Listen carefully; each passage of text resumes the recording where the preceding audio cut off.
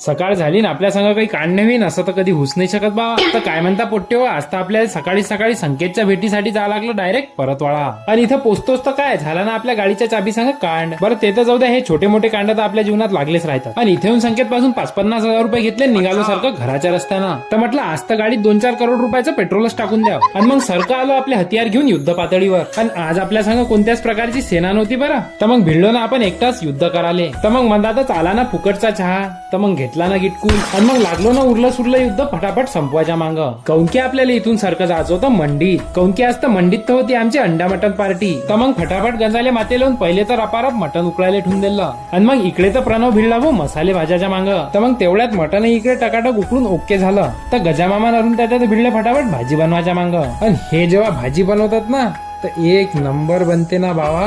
आणि मग इकडे अतुल दादानं पण अंड्याच्या भाजीचा रस्सा एक नंबर बनवला. आणि एवढ्या मोठ्या पराक्रमात तुम्ही एक गोष्ट नोटीस केली काय, हा पूर्ण स्वयंपाक चुलीवर बनवला गेला आहे म्हटलं. आणि संग्रामच्या चेहऱ्यावरचा हसा पाहून तर तुम्हाला लक्षातच आलं असेल की भाजी तर सुपर झाली रे बाबा. तर चला मग जेवण एकदम ओके झालं, निघालो आम्ही घराच्या रस्त्यानं.